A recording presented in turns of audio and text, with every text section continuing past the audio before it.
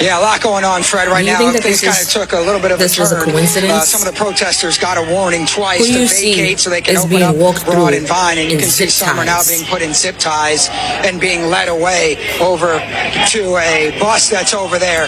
There's another arrest. What's going on right now? It's not the same. Do you have anything to say? No. Solidarity. Is it worth it to make a stand like this? Solidarity forever. Bernie Sanders held a rally, a May Day rally in Philadelphia. It was a rally for workers, migrant workers, for immigrants, basically anybody who was against the administration and Trump, right? Amongst the thousands of people that were there in protest, thousands of white people, by the way. Thousands of white people, by the way, right? There were about 70 people arrested. Guess what? Majority of those people that were arrested were the few black people who were out there. Although I have personally stressed time and time again, please do not go out into the roads, don't go in the streets, do not protest, because I have a feeling you will be sought after. Although I have preached this multiple times on my platform, there's still some of us who feel passionately enough and want to go out there. And so they did. And because of that, they were arrested. The reporter asked her, was it worth making a stance like this? And her response was solidarity forever. Where are the white allies? Where are they? Why weren't they shielding her? Why did y'all let her get them? Not even just her. Why did y'all let them get arrested so easily? Why wasn't any commotion being made? Where's the solidarity?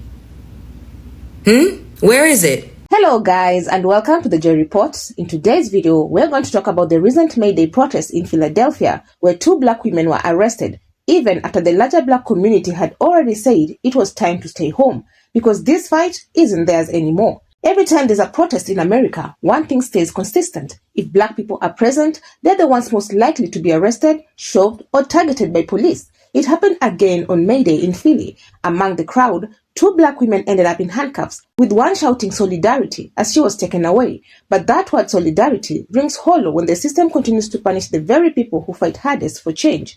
And it raises an uncomfortable but necessary question. Why are black women still showing up on the front lines, getting arrested and brutalized in a fight that largely isn't theirs anymore? If this is the kind of content you enjoy, please consider subscribing, liking and sharing so that YouTube may recommend it to a wider audience. And so now, without further ado guys, let's go straight into this video. But first, let me play you a few clips on this matter and I'll come back with my commentary. As a side note, all credit goes to the creators of these videos. Clearly, there was a few motherfuckers that didn't get the memo, that they were supposed to be staying their punk ass at home. So while peaceful protesting was going strong, the police decided to start removing people because they didn't want to leave. It was only detaining black people, while everyone else just stood around watching. This is why we were supposed to set our punk ass down at home and let these people go out there. I think it's a shame that this continues to keep going on in this day and age, because when you're protesting while black, it always seems to be a consequence. I'll continue to keep sitting these out. Why do I see footage of 2 sisters, 2 black women, getting arrested at this protest? We are not even supposed to be there. Did y'all not get the memo? We said we ain't going for a reason. We will always be the target. Look at how the media ignored everybody else, but yet they've broadcasted those 2 sisters getting arrested on TV because they're deliberately trying to make it look like we're violent, like we're disobedient. This is why when your sisters speak, you listen. This message is for my 92 and 80%. I just saw a video of 2 black women being arrested, of 2 black women being brought out of a crowd and carted off. What I didn't see was anybody standing up for them. What I didn't see is a circle of protection being put around those women to protect them from being arrested. I didn't see that either. What I didn't see was someone trying to get information to see who they are, who can they contact anybody for them so they could try to find out what happens to them. I didn't see that either. All I saw was 2 black women being cuffed and carried away.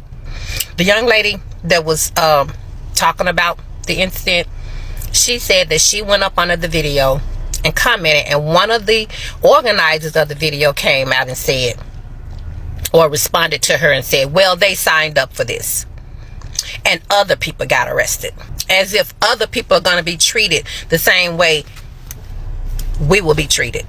Some of them were saying, don't come out here. But the ones who have the audacity to ask, where are we? Why aren't we out there? When are we coming?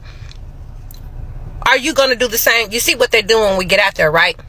You see what they're doing when we come out there. We're on our own. So, stay your black ass home. I mean, the instructions were clear. Stay your ass at home. But here you are, being arrested, the both of you. Ain't got the nerve to be screaming, solidarity, solidarity forever. Solidarity with who, sis? You're being arrested, alone. The rest of them are still marching. That's solo-darity. Solo. I didn't see not one televised arrest during that last round of protests. And now, all of a sudden, there's arrests being made. Coincidence? I think not. Maybe the instructions to stay your ass at home were for a reason. But I guess if you gotta make a stand, if you gotta sacrifice yourself and your freedom in the age of Trump, then you go right on ahead. The numbers don't lie. Black women have already done the work where it matters most, at the ballot box. In both 2020 and 2024, they voted overwhelmingly to stop Donald Trump from getting back into office. In some states, that voting bloc alone made the difference. So when protests erupt now, especially against policies and leaders they've long opposed, it's fair to ask, what are black women still doing out there getting arrested? They tried to save the country through elections. They tried to sound their alarm, but it feels like no one listened until it was too late. And while they face handcuffs, their palm-colored counterparts walk right past police lines untouched. Time and time again, when palm-colored protesters hit the streets, the energy from law enforcement is completely different. There's restraint, patience, and often no consequence at all. But when black people show up, especially in numbers or with passion, the police suddenly remember how to swing batons. The aggression is immediate, the arrests come faster, and the message is loud. You don't belong here.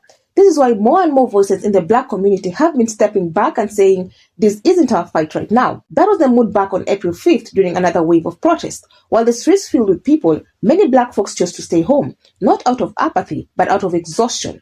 Out of principle, they had already fought, and they're tired of fighting battles for communities who disappear when black people are under attack. It's not that black people don't care about justice. They always have. But at this point, it feels like they're the only ones consistently expected to carry the movement, face the consequences, and suffer the bruises. Meanwhile, other groups, many of whom either voted for the very policies being protested or stayed silent when it mattered, get to protest peacefully without fear of violence or arrest. That's not solidarity. That's exploitation. The protest in Philly is just the latest example of this broken dynamic. The woman shouting solidarity may have meant it with her whole heart, but the truth is, the solidarity rarely goes both ways. It's more solidarity. When black people are unalived or criminalized, many of those same allies disappear. They're nowhere to be found when the injustice is specific to black communities. But when the broader system begins to affect others, when Musk, Trump, or the Supreme Court goes too far, suddenly everyone remembers how to protest, and they expect black women to lead the charge. But leadership comes at a cost, and black women have already paid it over and over again. From civil rights to voting rights to reproductive justice, they've been the backbone of every movement, and in return, they've been met with neglect, disrespect, and violence. At this point, many are wondering if they've already cast the right vote, already raised their voices, and already stood up, what more is expected of them? I just saw a video of 2 black women being arrested, and I'm sure there were others, and there probably have been others across the country being arrested and detained. I have not seen them. My first time ever seeing any human being arrested at any one of these protests that have been taking place for months across the country were 2 black women. And when I tell you there wasn't an ally in sight, There was no barrier or wall of protection between black bodies and police. There was nobody advocating on their behalf. There was nobody walking beside them, making sure that they stayed safe in police custody, understanding how black bodies are treated differently by law enforcement. There was nobody taking down their information to make sure that they were connected with their loved ones and released safely. None of that. I left a comment underneath the video, and one of the organizers responded back. And I'm paraphrasing a little bit, but her words were, well, they signed up for this and other people got arrested too. Stay your black asses at home. There's a growing belief that it's time for palm-colored people, especially palm-colored women, to take the front lines, to put themselves on the line, to get arrested, to shout solidarity and mean it when they're the ones in handcuffs, not black women. Because if America is going to change, it can't keep demanding more from the group that's already done the most. There's also the question of strategy. Black protesters know that showing up comes with a different level of risk, not just in the moment, but long after. Arrests lead to job loss, court cases, surveillance, and in some cases, permanent records that impact housing and employment. Palm-colored protesters, on the other hand, often face little more than a slap on the wrist, if that. So when people ask why black folks did show up on May Day or April 5th, the answer is simple. They know the cost, and they're tired of paying it for people who won't do the same in return. Yesterday in Philadelphia, they were having a May Day rally, and 70 people were arrested. Guess who was arrested? There's a video, you guys can search it, the Philadelphia May Day rally or whatever, but I saw several black women being arrested. I'm not sure why you were out there. I understand that y'all want to get active, but we already told y'all that we were going to be the people arrested. The police had to go out of their way to find the pepper sprinkled amongst that salt. Okay, and I saw one video of the lady being arrested, and she was saying, yes, it's worth it for solidarity. Let's speak solidarity, because all those African Americans were everywhere and nobody formed a circle around her. No, they should have been arresting 100 African Americans to get to that one black woman, each one of them. This is why we said stay home, especially in a time where they're going to send homegrowns to El Salvador. The police were out there because they saw we was out there. And guess where we went? To jail. That's what happened exactly. And it did not happen to the African Americans by no numbers that it should have been. If there is even that got arrested. If there is even an amount of them that got arrested. So when we say 92% and 80% stay home for your safety, the people who created and upheld this system are the people who are going to have to dismantle it. Good day. It's time to ask whether these women should have been there at all, not because they didn't care, but because they've already done enough. Their vote was their protest. Their organizing was their protest. And if others had matched that same energy during the election, maybe they wouldn't be the ones getting dragged away by police today. The burden has been too heavy for too long.